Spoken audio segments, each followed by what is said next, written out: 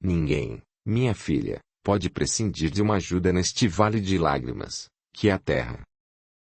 Conheço, de perto, os dramas dos seres humanos, onde começam e onde terminam. E é neste sentido, ovelha de Deus, que às vezes falo de uma maneira e sou mal entendido. Confia no pastor das ovelhas deste rebanho em que entraste, com tua respeitável família, que serás bem-sucedida, em nome de Deus e do Cristo.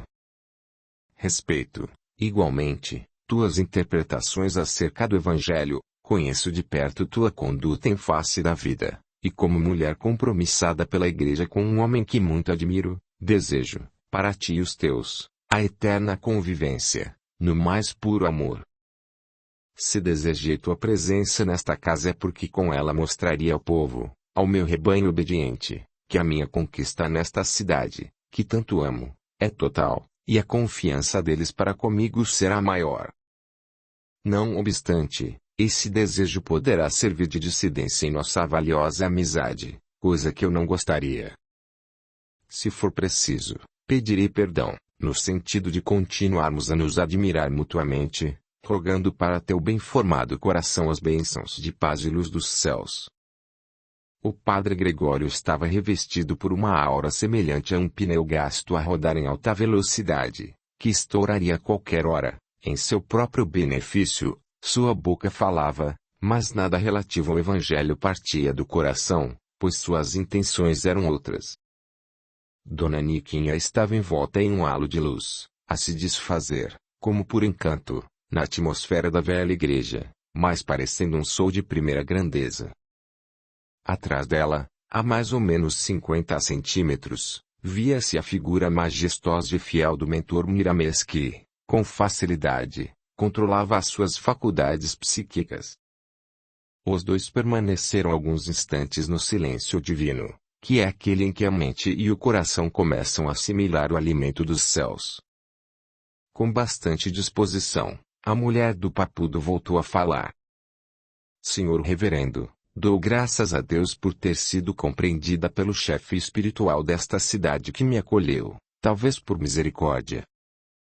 Sinto-me feliz por ter me confessado da maneira que entendo que deve ser. Dialogando. A meu ver, o Evangelho do Cristo não pode ter interpretações particulares. Deve ele ser disseminado de acordo com a inteligência de cada um, de cada povo e de cada consciência. Talvez a figura que vou apresentar seja muito forte para a hora, mas é que tenho em mente. Os animais, senhor vigário, alimentam-se de capim, as aves, das sementes, os homens, dos frutos, e os anjos, da essência das virtudes, que é o amor. De maneira que o Evangelho, como alimento espiritual, e sendo a única fonte, não pode fornecer somente um tipo de alimentação, devido à variedade da escala evolutiva. Por isso é que ele não pode ter interpretação particular. As interpretações têm de estar de acordo com o tamanho espiritual de cada um. Contar pecados ao Senhor, no confessionário, pode ser certo para muitos e dar valiosos resultados, mas isso não é para todos, e quem deve ser mais sabedora dessa verdade é a própria Igreja. O Senhor gostaria que aparecesse outra religião que se avolumasse, tomasse dianteira e, com a força que possuísse, obrigasse o vigário que me ouve a mudar de ideias acerca da crença em Deus e do modo como entende Jesus. Com certeza não. Pois bem, vamos então nos lembrar desse mesmo Jesus, quando relata no seu Evangelho: Não desejeis aos outros aquilo que não quereis para vós. Portanto, cada um tem liberdade de viver no mundo que lhe é próprio e a razão pela qual lhe falo dessa maneira não pode ser traduzida como falta de respeito, pois constitui impulso santo da consciência. O adestrado pároco já havia confessado milhares de homens cultos, mulheres famosas, nas artes e nas letras, irmãs de todo um mosteiro, de todos os níveis culturais e de santidade, como aquela simples figura, de uma família apagada, poderia impedir que ele desse curso à sua sagrada missão em um dos departamentos da fé cristã, dos mais sagrados. Colocava ela por terra o valor da confissão? Mas onde arranjaria argumento e forças para dobrar aquela linda mulher? Como velho político, sabia que não deveria forçar demais. E também ninguém ficaria sabendo daquele diálogo entre os dois. Com paciência ela poderia, aos poucos, ir frequentando a igreja, pois água mole em pedra dura, tanto bate até que fura. Deu sinal para que a mulher se levantasse e orasse frente ao altar, dizendo-se satisfeito. Mas ela preferiu orar ali mesmo onde estava, havia quase uma hora, a sós com o padre. Terminada a sua ardente prece ao Senhor, sai em direção ao lar, tranquila e feliz de ter cumprido o dever imposto pelo coração em alta vibração com a consciência. O reverendo procura, às pressas, a sacristia, onde se desfez das incômodas roupas. A fome o castigava, tinha de ir imediatamente para a casa do papudo. A moral estava abalada. Surgiu no seu íntimo uma tristeza impressionante, sem lugar para outra disposição que não fosse o céu nublado dentro do peito. Caminhando para a hospedaria, argumentava consigo mesmo. O que vou falar para o papudo sobre as confissões de Dona Niquinha? O ocorrido era impossível. Como um padre perde uma batalha espiritual para uma leiga. Havia de ter uma saída. Também o papudo tinha pouco entendimento no tocante às coisas de Deus e qualquer coisa que falasse, o marido de Niquinha aceitaria. Só não podia ser na presença dela. Dona Niquinha não serviu a mesa naquele dia, e os dois homens conversaram animadamente. O papudo transbordava de alegria pela obediência da mulher com relação às exigências da Igreja de Deus, não sabendo das condições espirituais do padre Gregório depois da confissão de sua mulher. Ah! Como é bom ignorar certas coisas! Depois de várias semanas, as conversações do padre com Niquinha ainda eram rápidas e mesmo nesses poucos minutos nunca se tocava em assuntos religiosos. O vigário passou a respeitar mais a mulher do papudo, mesmo em pensamentos. Depois da esfera moral que ele tomara na igreja, melhorou um pouco, não tendo mais aqueles delírios mentais de realizar o que desejava, torcendo as leis de Deus com sua chancela de homem. No entanto, e apesar de tudo o que aconteceu, ainda existia no fundo uma chama a fumegar, um desejo a consumar, de possuir Niquinha. Mas Deus sempre ampara as criaturas que o amam em espírito e verdade. Passado muito tempo, ainda que aparentemente, Padre Gregório tomou outra direção de conduta na cidade de Feira. Aquele embate espiritual com Niquinha removera um pouco as mazelas de seu íntimo e a consciência achou brecha para chamá-lo ao cumprimento do dever, perante tantas famílias, que trilhavam no caminho por ele indicado. Audiolivro realizado pelo canal Surya Chand Audiobook. Observemos quanto de valor existe na conduta de uma pessoa. A mulher do papudo, com sua vida reta, lavara a mente do reverendo com a água viva que lhe brotara do coração. O padre, com um pouco de renovação íntima, beneficia toda a população de uma cidade inteira. Sentia ele algumas forças controlando seus pensamentos, regulando sua palavra e dando sentido mais amplo aos conceitos evangélicos. Era a consciência acordada, que não permitia outro procedimento. Com o passar dos meses o movimento da hospedaria aumentou mais. Papudo não tinha mais tempo para outros afazeres a não ser o açougue. Niquinha se libertou da perseguição mental do padre, mas sua imagem de mulher fascinante, linda de não haver substituta, estava como que dormindo no torturado coração do sacerdote, que esperava oportunidade para acordá-la. Mas ele não queria chamá-la, pois o impacto que recebera tirara todo o seu ambiente e só o tempo poderia resolver.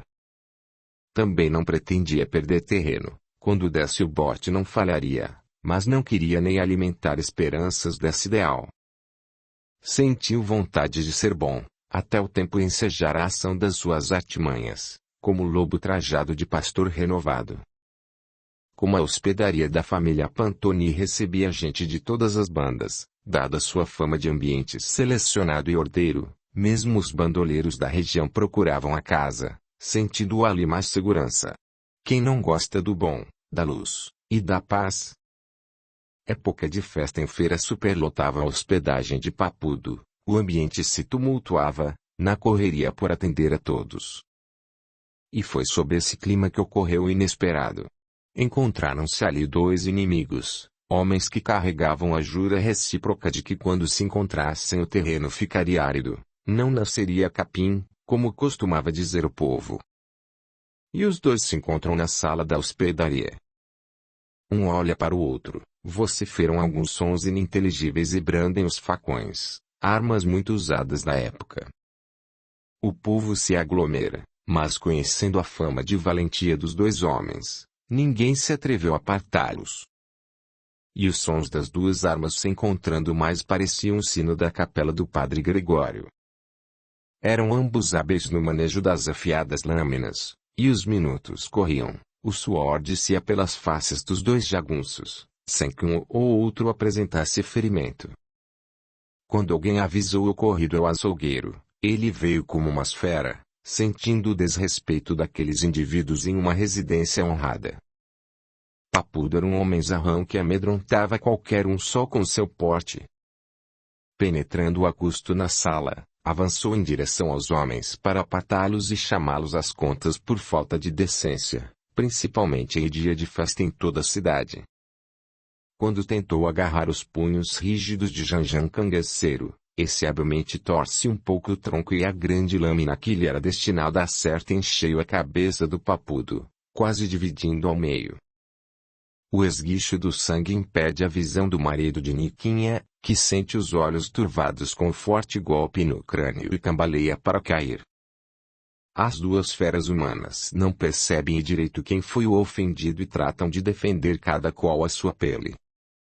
O filho do Papudo, quando notou que seu pai caíra fulminado pela maldita arma do cangaceiro, avança com rapidez incrível em direção ao pai caído e, ao ampará-lo, o facão do bandido de novo desliza em direção a Janjão, que toma sair de sua trajetória, e a lâmina decepa quase totalmente o pescoço do filho do Papudo.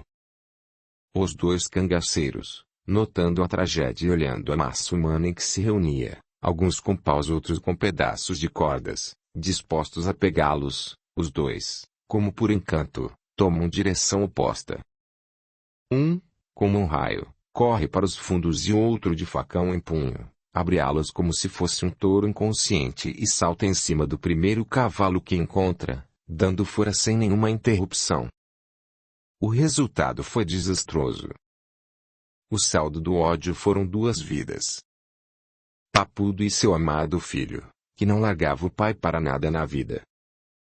Quase todo o povo da cidade se espremia em torno da hospedaria da família Pantoni, uns já conheciam o ocorrido, outros perguntavam ansiosos o que havia que ajuntar a tanta gente. Niquinha, quando contemplou aquele quadro, perdeu os sentidos na própria sala, sendo logo amparada por amigos que tomavam providências para desfazer aquele ambiente de amargura e tristeza. O padre, assim que soube, veio correndo. Aquele que morrera era seu maior amigo, o que fazer? O que o confortava sobremaneira era o que sobrara da família Pantoni. No curto espaço de tempo, da igreja à hospedagem, pode pensar muita coisa sobre seus malditos planos e sobre o futuro da Niquinha. Mas guardou seus pensamentos no cofre do coração, com segredo decorado, para, quando na hora oportuna, movimentar seu câmbio mental e materializar tudo na vida real. Esquecendo tudo aquilo, procura entrar na casa dos Pantoni com lágrimas nos olhos e dizendo: Meu Deus, não tinha ninguém aqui para pegar esses assassinos? Onde estão os policiais?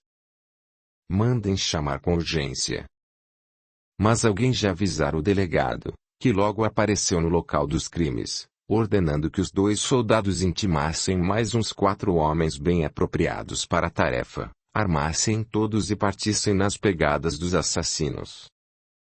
A ordem foi logo atendida, mas em vão, pois os 2 cangaceiros viraram éter, penetrando no malvarisco fronteiriço, sem notícia nem da direção que haviam tomado.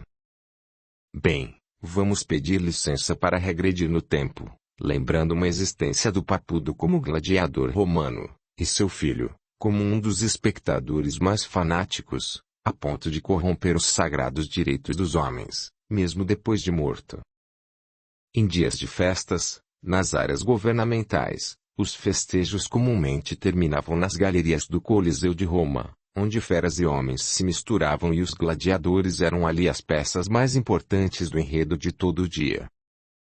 Vinha gente de todas as partes assistir às Olimpíadas, jogos, bandas de música, lutas simples entre crianças e mulheres, que terminavam sem nenhum dano digno de menção e, finalmente, iam assistir à concentração do Coliseu.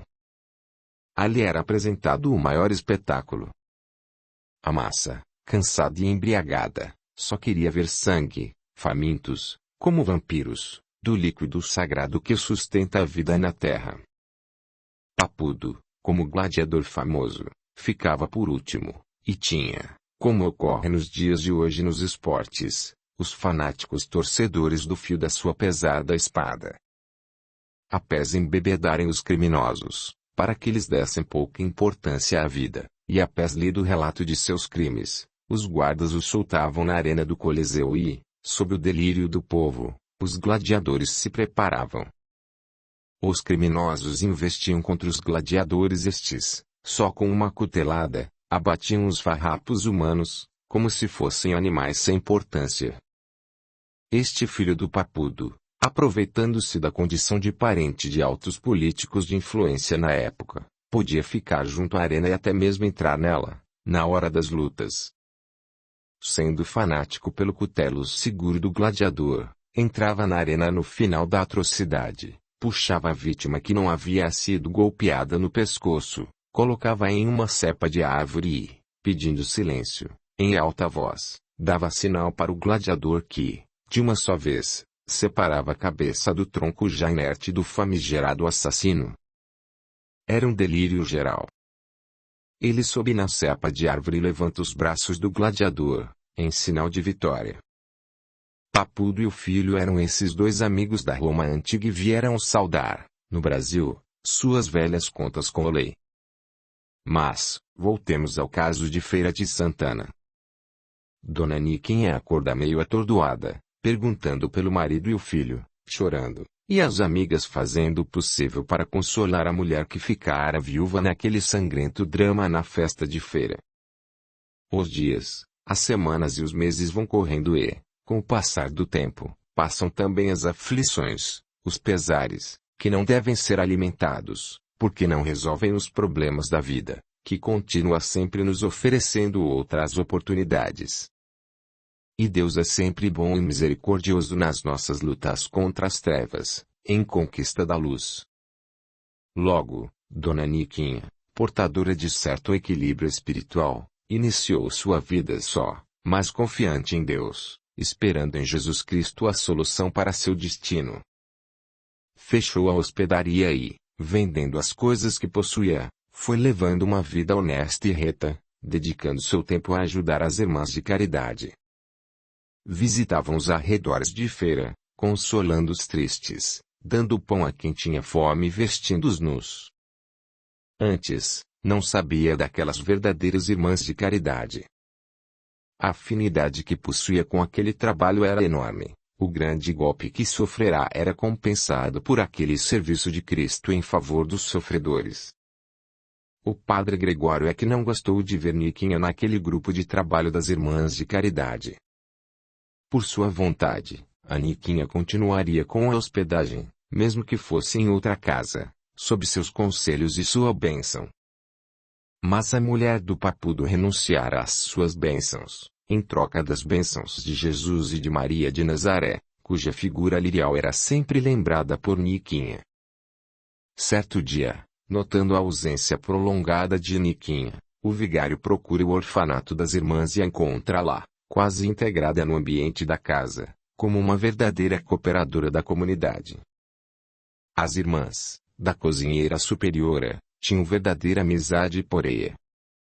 Todas admiravam sua conduta, sua educação, dizendo sempre: "Não nascestes para o mundo e sim para seres noiva do Cristo." e ela dava graças a Deus por ter encontrado uma das portas do céu. O reverendo manda chamar Dona Niquinha, que atendeu prestimosa.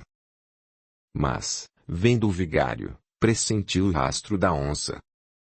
Esse, cumprimentando-a com grande amabilidade, pediu que ela se assentasse, pois pretendia conversar a sós com ela, sobre assunto de muita importância para seu futuro. Atendendo, a viúva senta-se ao lado do reverendo, escutando suas irrealizáveis propostas de voltar para a hospedagem. Poderia passar para outra casa, outra rua, para que as lembranças não dessem motivos para tristezas, ou então que ela ficasse tomando conta do sítio, com empregados às suas ordens, ou mesmo morando na casa paroquial. Dona Niquinha, depois de escutar as promessas do padre Gregório, agradece-lhe, pedindo a Jesus que abençoasse tão generoso coração. E diz: Sou muito grata ao Senhor, Padre Gregório, mas pretendo arranjar um noivo. E sorri tranquila e alegremente. O padre olha, de cima a baixo, sente fogo nas veias, sente acelerar o coração, acalma-se logo após, vendo os encantadores dentes de Niquinha, que pareciam um punhado de pérolas molhadas na saliva de luz, refletidos por um sol interno. E Niquinha continua: O noivo que estou querendo arranjar a Jesus. Quero ser servidora dele, padre. Agora, sim, estou encontrando a verdadeira felicidade, aquela que consiste em ajudar sem interesse, em servir sem recompensa, em amar sempre, a todos.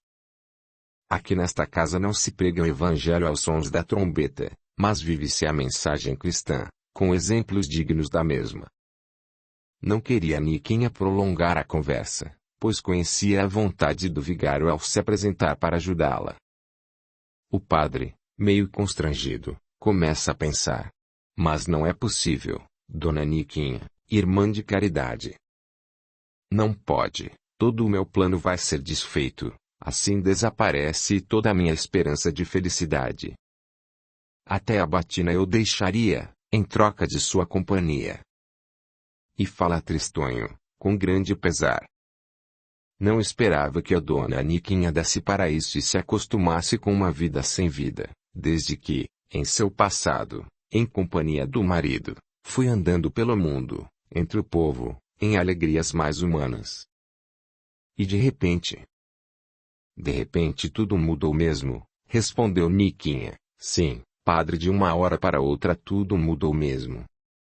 Mas não vou esquecer o povo, não. É com esta mudança que vou me enfronhar mais na vida do verdadeiro povo, pelo qual o Cristo veio. O povo que sofre. As alegrias humanas vão continuar. O próprio apóstolo Pedro nos recomenda granjear amigos. Mas qual é a amizade nova que granjeamos, sem a moeda da alegria cristã? Não serei uma noiva que se esconde com receio do ciúme do noivo. Não, eu irei, ao encontro de todos que carecem do carinho espiritual e do amor, com bases na fraternidade. Serei uma noiva honesta, que carrega a figura do pretendido, não pendurada ao pescoço, e sim dentro do coração. Logo foram chegando outras irmãs, parando por ali em atenção a sinais de Niquinha, e o padre Gregório se despede de todas, despedindo-se também de suas maléficas intenções. Depois daquele dia, nunca mais o padre de feira alimentou em seu íntimo a ideia de conquistar mulheres alheias, passando a estudar mais, a se esforçar no sentido de ser realmente um ministro de Deus, a serviço do Cristo. O que ele desejara mais na vida era possuir a mulher do papudo, já que ela não lhe correspondeu, nunca mais pensaria em conquistas e iria viver para Deus e para o Cristo na regra traçada pela Igreja Católica Romana. Antes de conhecer Niquinha, era meio perdulário, andava sempre de alçapão armado, dentro de uma ética aparente, impedindo a qualquer pessoa perceber suas intenções. Mas agora pensava nas palavras de Niquinha, na igreja, quando dizia frente a ele, no confessionário: Será que pregamos para os outros que Jesus está em todo lugar e esse mesmo Jesus não vê os nossos atos? Envergonhava-se com aquela lembrança, qualquer pessoa pode levar uma vida fora dos preceitos do Cristo e ser tolerado. Mas ele, um sacerdote, não. O perdão para os outros é fácil, mas para ele, como padre, é difícil, pois se as pessoas do seu convívio ignoravam seus atos, o mesmo não acontecia com Jesus, que estava em todos os lugares observando os feitos dos homens, principalmente dos seus agentes na terra. O padre sente o coração se partir. Brota em seu íntimo uma irresistível vontade de orar. A fome do coração suplantava a do estômago, e em vez de procurar uma casa que servisse refeições, acelera seus passos rumo à igreja, hospedaria de Deus com as portas abertas, sem exigências de nada, como se fosse Cristo a receber a todos, sem distinção de cor, sem escolha dos abastados, sem preferir as mulheres bonitas. Ali, todos, mas todos, eram iguais perante Deus e ele queria ser um desses necessitados, a consolar seu coração, a matar sua fome com o repasto divino do amor sem limites. Ajoelha-se sem constrangimento, sem olhar para os lados e com pensamento exclusivamente em Deus e em Jesus, pronuncia sentida a prece aos céus, colocando-se como um dos mais necessitados da cidade, a implorar as migalhas do amor para seu coração faminto. E nisso explode o pneu da sua aura, chegando ao fim da rodagem tortuosa do erro, aparecendo no esplendor da sua sentida oração, estrias de luzes e faiscar em torno de seu corpo, anunciando o princípio da renovação de uma alma em marcha para Deus. Iria começar a percorrer os caminhos das dores, porque somente elas desintegram a argamassa espiritual fétida das mazelas vividas por nós. O padre Gregório deu um passo para a dor, instrumento da limpeza kármica, do impulso evolutivo, na certeza de que, no amanhã da reforma cristã, no dizer de Niquinha, iria compreender aquele coração na grande batalha de espancar as trevas. Quer apoiar o canal? Seja membro. Deixe o seu gostei, comente, compartilhe, e se inscreva. Dessa forma você estará fazendo com que esses audiolivros cheguem a mais pessoas, e também estará ajudando o canal a crescer. A gratidão é o caminho da evolução. Capítulo 13. Novas esperanças. Senhorzinho Cardoso ordenara a volta do capataz Dedão à fazenda Riachuelo o mais depressa possível, e para isso enviara em seu encalço uma segunda comitiva. O capataz viajara muito, passando agruras terríveis no longo percurso, juntamente com seus comandados. Não fora a ordem do patrãozinho, já teria desertado, tomando outro rumo, vendendo os escravos em algumas fazendas, pois propostas nesse sentido não lhe faltavam. Mas como era uma missão encomendada pelo senhorzinho, que, acima de tudo, era como um companheiro e irmão, chegariam até a derramar sangue em seu favor, pois a fazenda Riachuelo não era uma fazenda de escravos, mas sim uma comunidade de irmãos com o objetivo de trabalhar e viver com felicidade. A segunda comitiva andou mais depressa, porque ia diretamente à cidade de Feira de Santana. Eram homens hábeis para viagens longas, acostumados à dureza do tempo, que rompiam as estradas sem temor. Sabiam também que, voltando à fazenda, seriam recompensados pelo generoso senhorzinho de engenho, e isso os animava bastante, fazendo com que chegassem ao destino antes da caravana do capataz Dedão. Os animais estavam magros e feridos e a parada à espera de Dedão proporcionou aos homens e aos animais a oportunidade de um descanso revigorante. Os escravos procuraram saber notícias da caravana do capataz, mostrando uma carta do senhorzinho, para evitar suspeitas. Acomodaram-se numa das chamadas casas abertas, acampamentos populares, comuns naquela época, destinadas a abrigar os andarilhos, sem pagamento de aluguel. Dentro de poucos dias, tiveram notícia da chegada, à cidade, do capataz Dedão, o que constituiu motivo de festa para todos. A primeira comitiva passara necessidades, mesmo de alimentação, e mais de uma vez precisaram trabalhar em fazendas, para adquirirem alimentos. Após a confraternização e um ligeiro descanso, o capataz bateu à procura da família Pantoni, desesperando-se com as notícias que colheu, pois estimava Papudo e seu filho. Soube, por fonte segura, que Dona Niquinha havia se mudado para a Bahia e ingressado em um convento de irmãs de caridade. Teve vontade de ir aonde estava a Dona Niquinha, com o objetivo de buscar uma notícia certa e também para ver e ouvir aquela senhora quem tanto admirava. Mas a ordem do patrão era taxativa e Dedão teria que voltar. Sobre a morte dos parentes da senhora, comentou com os escravos. Se eu estivesse aqui no dia da morte do Papudo, mataria esses covardes e fazia deles salada, pois também sei brincar, e bem, com facões. No dia seguinte, bem cedo, as duas caravanas vão ao cemitério da cidade, a fim de visitar a sepultura do falecido Papudo, não só para confirmarem as informações, como também para cumprirem o dever ditado pela antiga amizade. E ao verem, ao lado de uma velha cerca do Campo Santo, uma cruz de madeira lavrada com o nome José Pantoni e logo abaixo outra com o nome do filho, lágrimas desceram pelas faces daqueles homens rudes, pela força da saudade, pelas bênçãos do amor, parte integrante de todas as criaturas.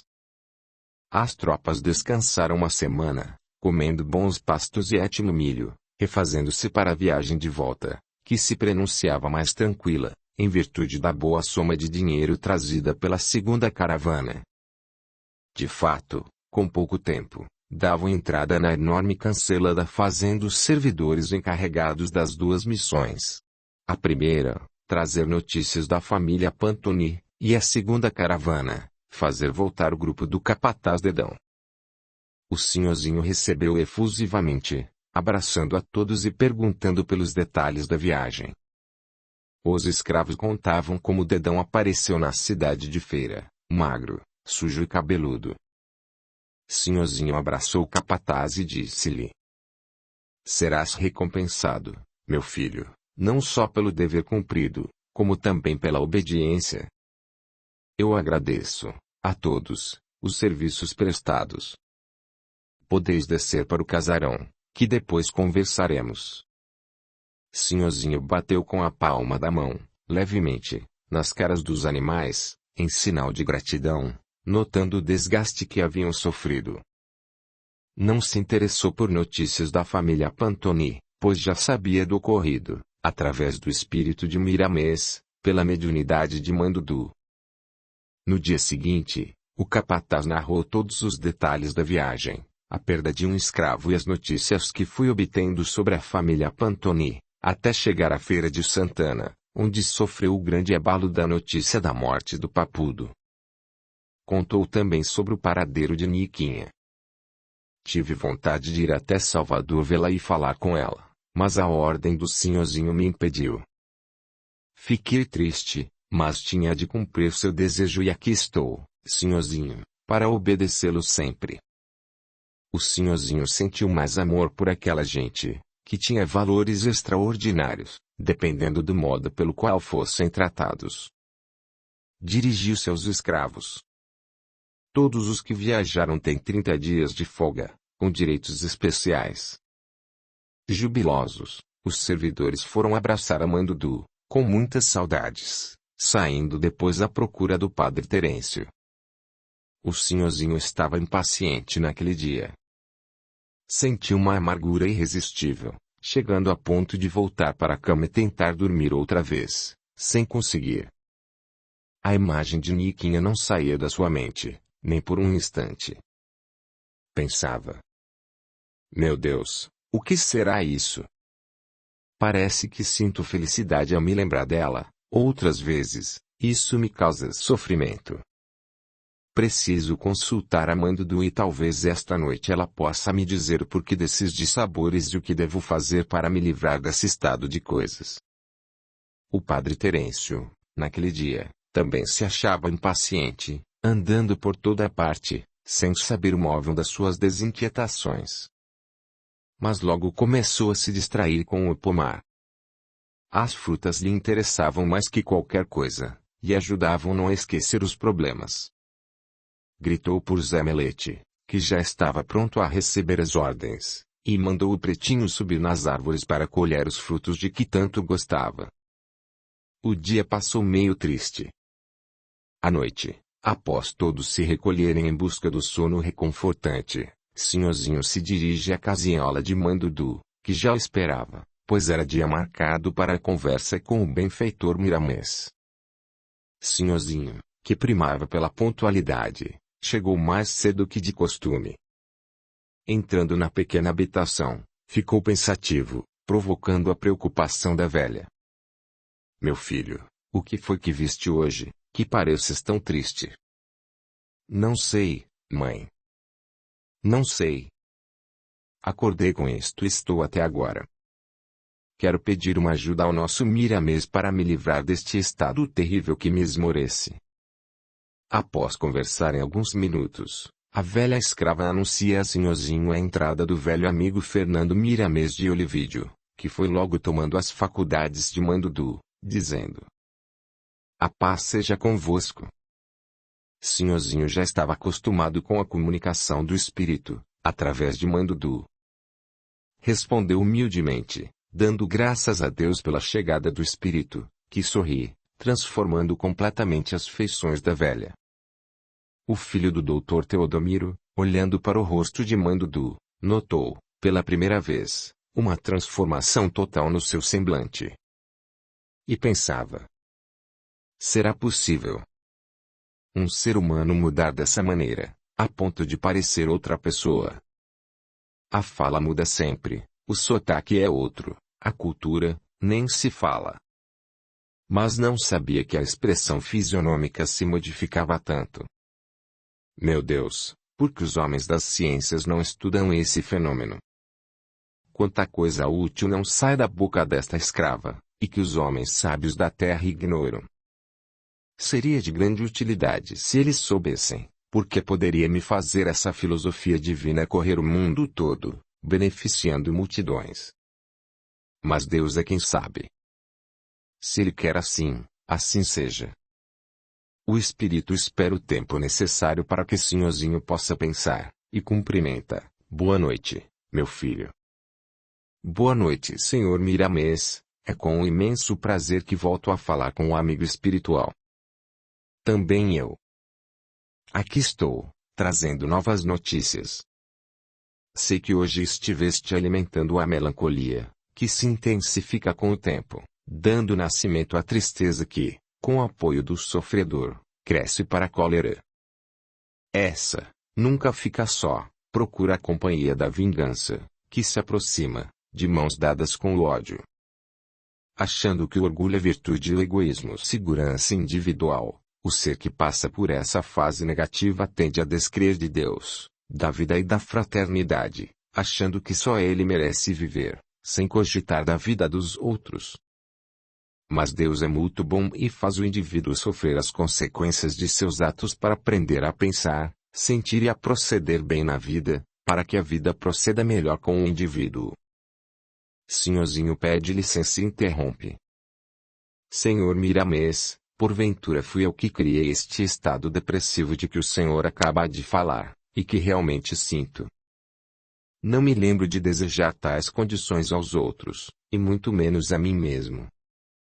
Como poderia criar para mim um estado espiritual que o detesto? Ou fazemos tais coisas inconscientemente? Se fosse assim, eu não teria culpa. Perdoe-me, se com isso ofendo a lei e contrario o Senhor. Abaixa os olhos, pensativo. Miramês ouviu tudo, com paciência, como um pai escuta a um filho que não via há muito tempo, e comentou: creio que não te lembras do que fizeste, há muito tempo, com tua lembrança positiva do momento. Mas a memória inconsciente, que se reflete em gotas, no consciente, guarda a lembrança. Não podemos confundir o hoje com o ontem nem com o que está preparado para o amanhã. Então, caro irmão, somente os documentos que assinaste hoje é que têm valia. A tua assinatura, que garante um contrato, tendo já feito um ano tua chancela no papel, não vale mais. Para nós, tem valor igual ou maior, porquanto as contas velhas requerem pagamento urgente, não achas? Senhorzinho, meio confuso, continuou calado, esperando o complemento do pensamento do guia, que prossegue. Caro irmão Cardoso, talvez não tenhas compreendido bem o que falamos, conversemos mais. A tua melancolia vem de eras remotas, de vivências inúmeras. Tudo o que fazemos, pensamos e sentimos fica plasmado no cosmo consciencial e na força cósmica universal.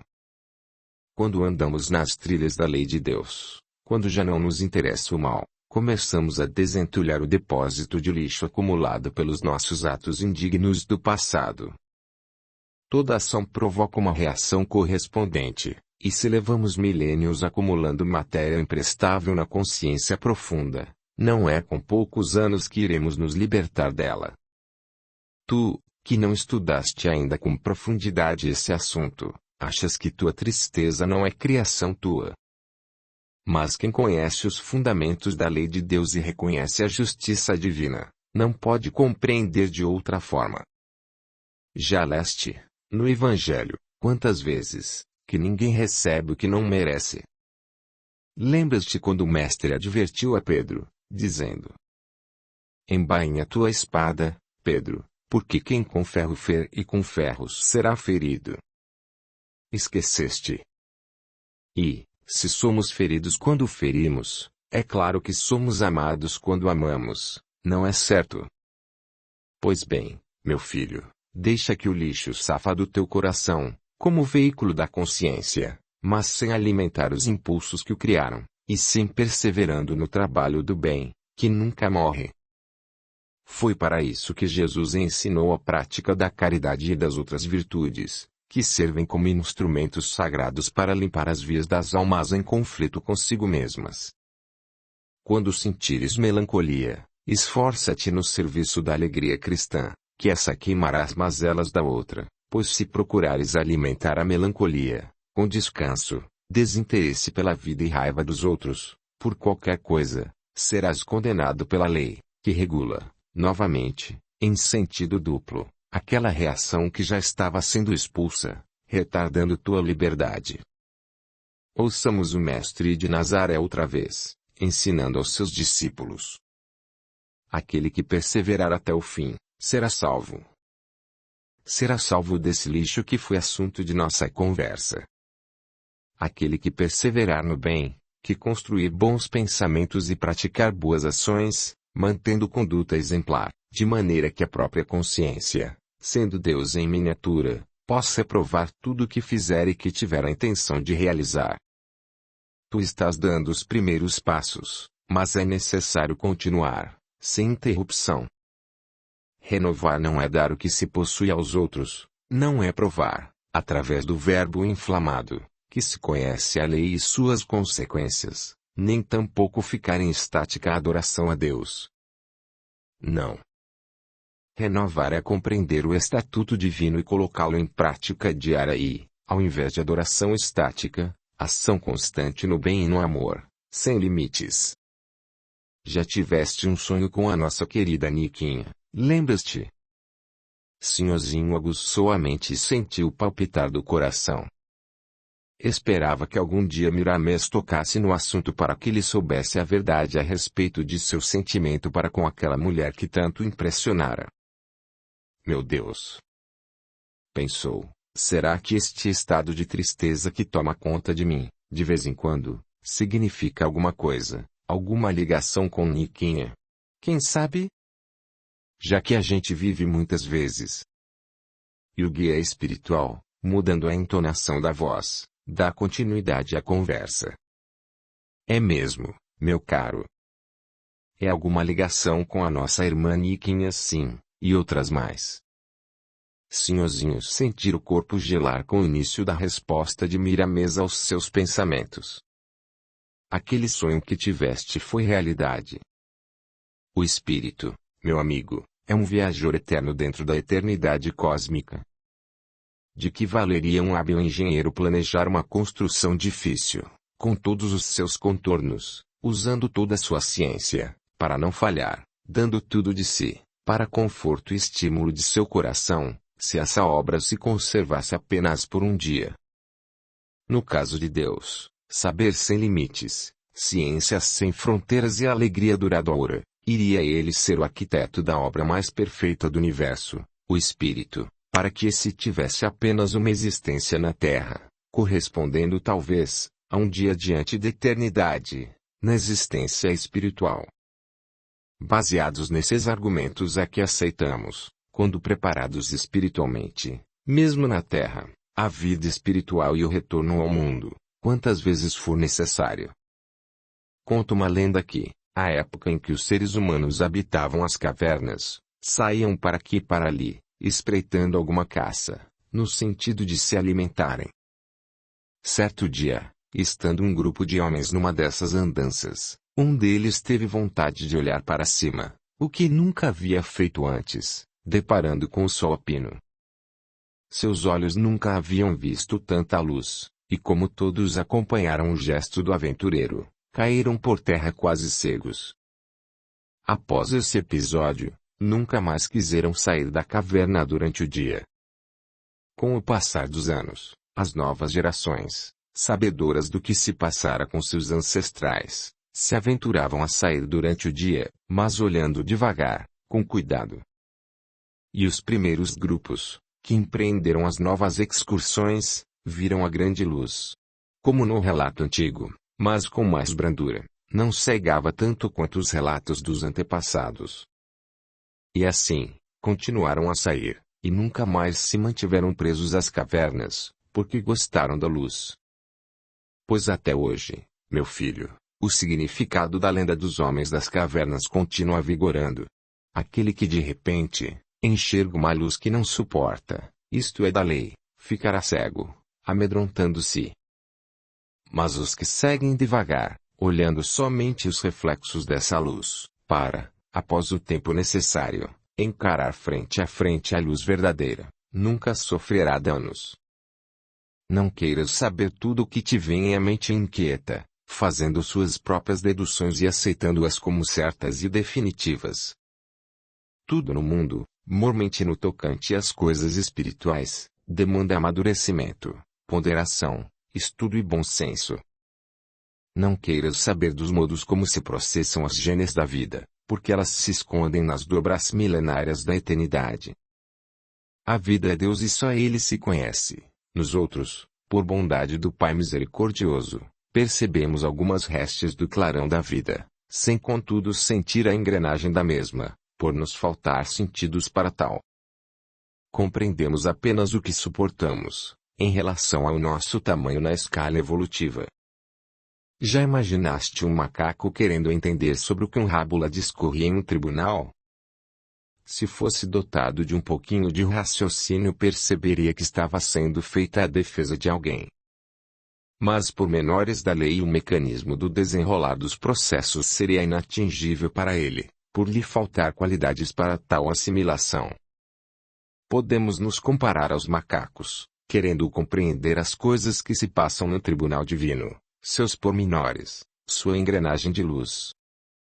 Se temos certeza da justiça de Deus, suas sentenças foram, são e serão sempre para o nosso bem. Espero que desta feita a tenhas compreendido melhor. Sinhozinho respira aliviado, com a beleza e lógica da argumentação. Se pudesse, ouviria o Senhor Miramés toda a vida. Que felicidade seria ter esse guia espiritual como um companheiro humano, para andarmos juntos por toda parte, conversando ao nível dessa alta filosofia de vida. E pensava. Não tenho companhia à altura. E pensava. E pensava. Aquele sonho, meu filho, seis uma realidade, em que a própria vida procurou mostrar-te, dado o certo preparo que já tens, o campo da outra vida em que, na Roma antiga, tu eras um general e Niquim a tua mulher. Nessa época, ela possuía muitas virtudes, mas sentia desejo sensual por homens fortes e bonitos e só o tempo poderia educá-la. Portanto, acabaste de ver parte de sua vida, lutar contra o desejo ardente de seus admiradores, o que já vem de longas eras. O próprio Papudo e também Poli, que ela desejou ardentemente, acompanharam-na para o devido resgate. Ela, que já os tivera, como mercadorias à sua disposição. Tu já imaginaste colocar-te no lugar de Niquinha, a suportar por toda a vida um ser que te é bem inferior a te comandar, a te dirigir, com exigências primárias? Sabes o que isso significa, para quem já se libertou de tais inferioridades? E o mais difícil é viver como ela o fez, em plena paz, em compreensão elevada, chegando ao ponto de o inferior se tomar como um animal manso, um cão doméstico que, só por ver os olhos do dono, deita-se ao chão, esperando as ordens. Isso não é fácil sequer falar, quanto mais viver. Quando o nosso amigo José Pantoni voltar novamente ao corpo físico, conseguindo, com as bênçãos dos céus, uma companheira do seu mesmo nível, não será fácil para um ou outro. Mas o tempo passado e o que aprendeu junto a Antônia Liz Pantoni, ser-lhe-á muito útil, constituindo frutos obtidos através da obediência e da simplicidade, junto à luz. Quanto a ti, o silêncio é o melhor caminho, continuando sempre a propugnar o bem para todos, e serás feliz, hoje e sempre. Sentes-te melhor? Sim, senhor, responde o senhorzinho, nunca me senti tão bem quanto agora. Prepara teu coração, pois irás ter mais um abalo psíquico. O senhor Teodomiro Travassos, teu querido pai, morreu em Portugal. Sentindo um calafrio percorrer-lhe o corpo, mas procurando manter o equilíbrio, o moço não pôde sustar, no entanto, as lágrimas que lhe encheram os olhos. Deixa, caro amigo, caírem as lágrimas. Chorar é esgotar ressentimentos, é orar. Sê forte e viverás com a paz de Deus e o respeito dos homens. A presença de teu pai, em Portugal, produziu bons frutos no sentido espiritual, culminando com a vinda para o Brasil de um médico e duas crianças, que muito irão fazer pela futura liberdade desta jovem nação. Tuas irmãs, sob impulso de sofrimentos, voltam com concepção diferente em relação aos escravos, seres humanos que sofrem menos por não serem livres, que pelo tratamento cruel dos senhores de engenho. Nenhum de nós é livre, somos todos presos pelos deveres da consciência. Teu pai, no gozo completo das abundância, em uma das melhores cidades do mundo, torturava-se com as saudades destas terras, das suas coisas e da sua gente. Ao acordar no mundo espiritual, a sensação primeira que irá sentir é a saudade da sua terra. Quanto a Niquinha, expurgará em Salvador todo um passado de corrupção e escândalo, aproximando-se mais e mais do sol da redenção. Não te perturbes excessivamente com a notícia, pois, em todos os tempos, todos os pais morrem e morrerão para renascer com perspectivas sempre mais alentadoras. No esplendor de novas vidas, atendendo à lei inexorável, que não exige, mas ensina como devemos nos aproximar de Deus. Que Deus te acompanhe, meu filho. Vai dormir. Mandudu foi acordando, espreguiça-se e sorri, ao ver senhorzinho ao lado, também com feição alegre. Pergunta ao moço. Senhorzinho, estás melhor? Sim, mamãe, estou bem. Sinto-me renovado espiritualmente e, apesar dos novos dissabores, já me acho confortado. Mãe Dudu, já sabedora dos acontecimentos daquela noite, abstivera-se de comentá-los como o moço, por não ter consciência dos momentos adequados para tais revelações. Audiolivro realizado pelo canal Surya Chand Audiobook. Meditando, senhorzinho ouviu algumas palavras de ânimo e conforto de sua mãe de leite. Após tomar o chá com biju quente, preparado pela velha, procura o leito, cheio de esperança na vida futura. A velha, ao deitar-se, após orar a Deus agradecendo o dia passado, vê pontos diversos de luz dentro do quarto. Os pontos vão tomando forma e se mostram com mais clareza. São amigos espirituais, felizes e entusiasmados com o trabalho planejado por eles, para o que, muitas vezes, usavam a contribuição inestimável de Mandudu. A velha submetida a uma série de passes, por mês, preparando-a para uma viagem até o navio que conduzia os remanescentes da família Travassos. Tais treinamentos espirituais requerem vida muito reta, coração bem formado e consciência tranquila. Mandudu quer dominar o sono e não consegue, sente um perpassar de fluidos pela espinha dorsal, perde parte da visão e da consciência e salta para o mundo extrafísico, como se fora uma criança nascendo. Vê Miramês em outra dimensão, aproxima-se do guia e abraça-o, beijando-lhe as luminosas mãos. Miramês recebe com carinho de um pai, dizendo: Dudu, sê forte minha filha. Vamos avante, que o Cristo espera, há milênios. A fazenda Riachuelo tem que ser o marco divino da redenção para muitos que nos acompanham. Os incidentes na terra não são nada, em comparação com a aventura que nos espera. Contempla, cara irmã, o outro lado da vida, e sentirás que aqui tudo é luz e paz, para os que trazem, na consciência, essa luz e essa paz. Tu contemplas essa realidade, mercê da soma de esforços de muitas vidas somadas, com a tinta do sacrifício e a pena da persistência no bem, provas de que estamos com o Cristo, até o fim. Dudu ensaiou umas voltas e notou, como de costume, o total desaparecimento das paredes da casinhola. E pairou nos céus, na companhia de anjos em serviço na face da terra.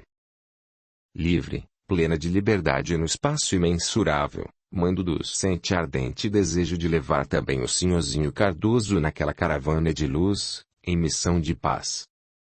Miramês percebe o desejo da escrava aí, retornando à fazenda, em uma fração de segundo penetra no quarto do filho do senhor Travassos, que se virava no leito, de um lado para outro, sem conciliar o sono. Seus pensamentos divagam, dando curso à imaginação, procurando preencher o tempo da noite imensa dos insones. Nisso, o quarto, obscuro é invadido por intensa claridade. Dir-se-ia um sol a raiar entre aquela parede.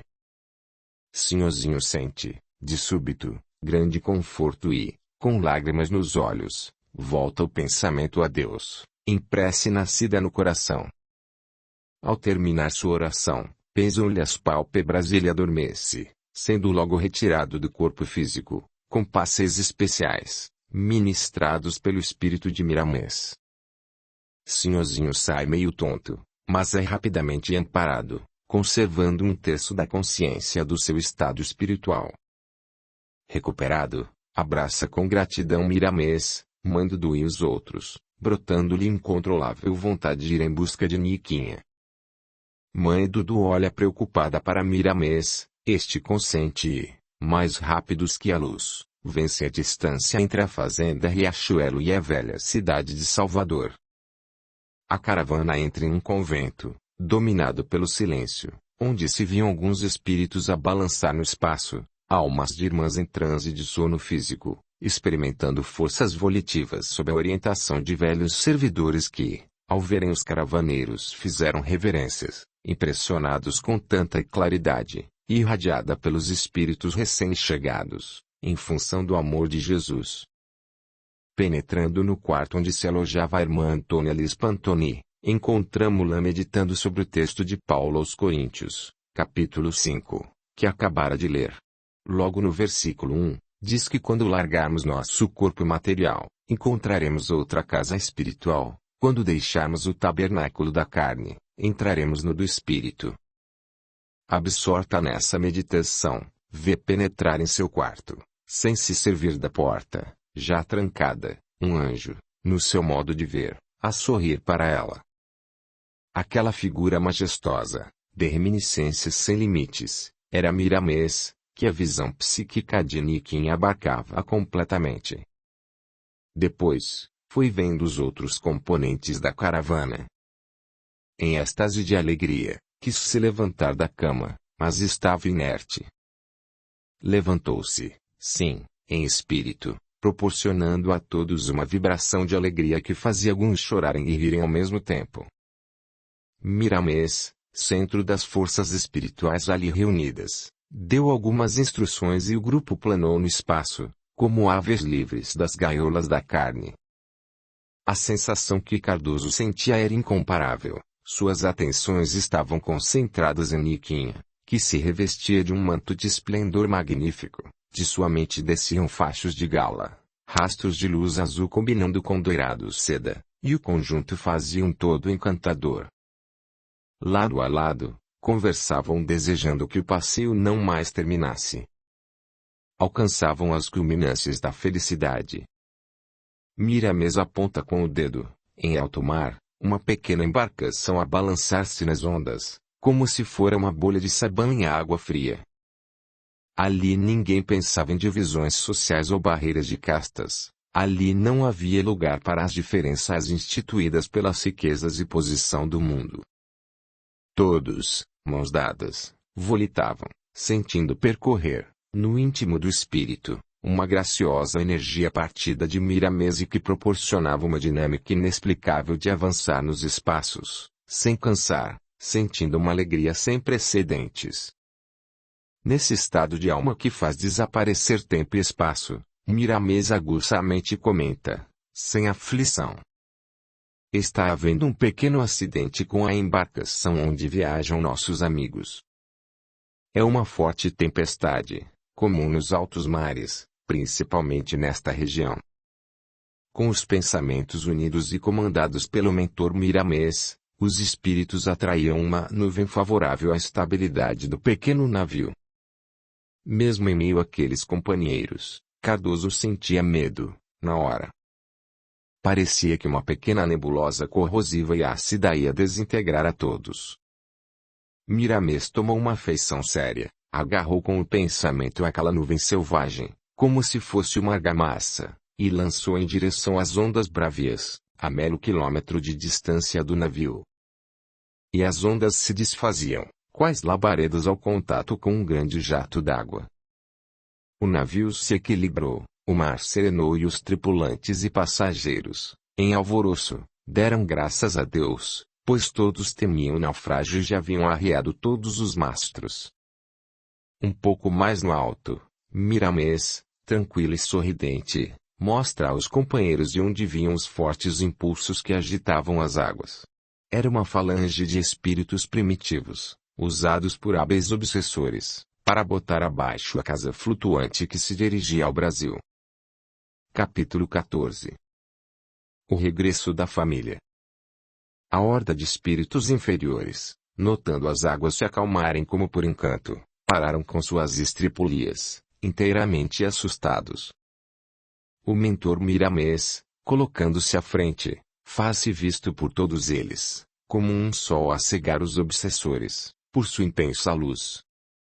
Tapando os olhos com as mãos e tombando como cegos, desaparecem, uns volitando em voo rasantes sobre o mar, outros caminhando por cima da água calçados com grandes sapatas.